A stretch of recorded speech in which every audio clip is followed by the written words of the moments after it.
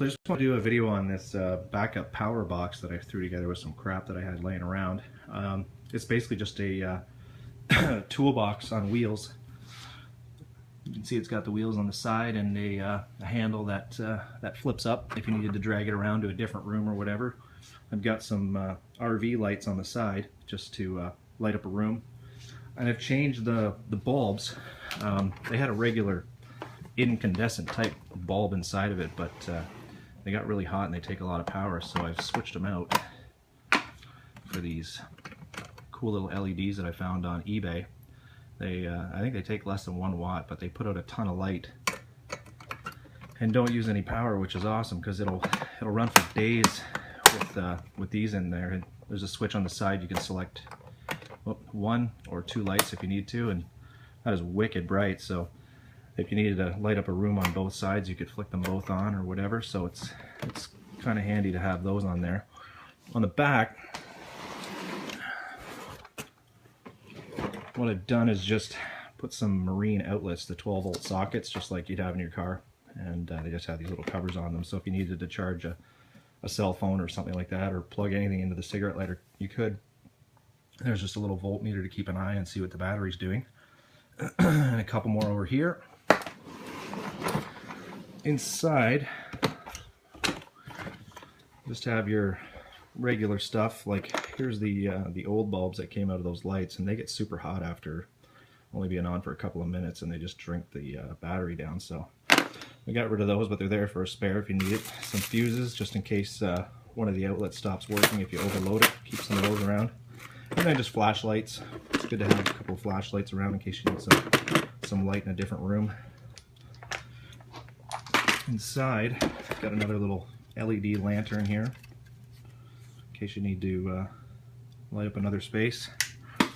This one here actually is pretty neat. You can turn it on. If you press and hold the button, you can sort of dim it down to a different brightness. So just another flashlight for some extra light. There's an extension cord, and I keep a couple of these. I think they're 100 watt power inverters. Doesn't say on there. I'm pretty sure they're 100 watts. But if you needed some AC power, you could plug one of these into the outlets on the back, because they're just regular 12-volt outlets like this. So like a cigarette lighter style, which is pretty handy. So if you had to charge a laptop or something, you could plug that in.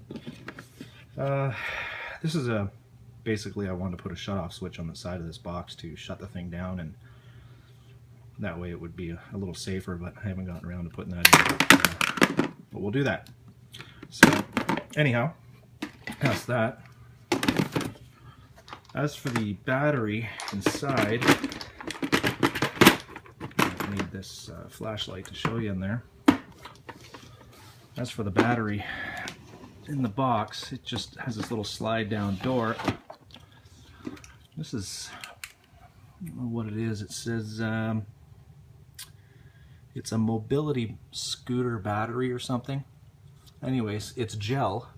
You can see the screw type terminals on the top, which are kind of interesting.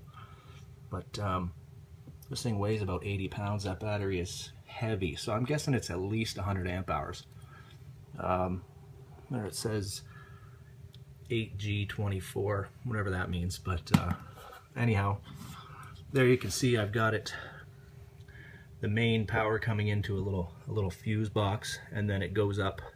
Still have to finish that connection there, but it goes up to the back of the cigarette lighter plugs. You can see them in there. A little fuse for the meter that's going up for the power, and then there's the other cigarette lighters, and then on this side another distribution block.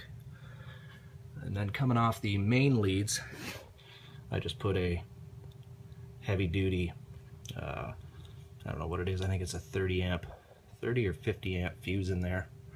But and then the battery is just wedged in there with styrofoam, so it works pretty good. It'll give you a little extra power if the power goes out, and it's portable, so that makes it pretty easy to get around with. Anyhow, quick video on that. I think what I might even do is I have a charge controller and this 40-watt solar panel sitting over here that's not really doing anything. I'm thinking I could charge this pack. I've got a charge controller on the back of it, right there. I could mount that charge controller inside the box itself, and then maybe put another 12-volt socket on the side of it down in the corner here, and just have it as like an input from the solar panel, and then I can lay that out in the sun if I needed some portable power or whatever someplace. I could just recharge it that way. Because as for right now, I've got to clamp a battery charger on the front, and I just use this. I use this little guy. It is 3.5 amps, and you can do 6 volt, 12 volts, and I just clip it onto the battery inside. There you have it. Cool.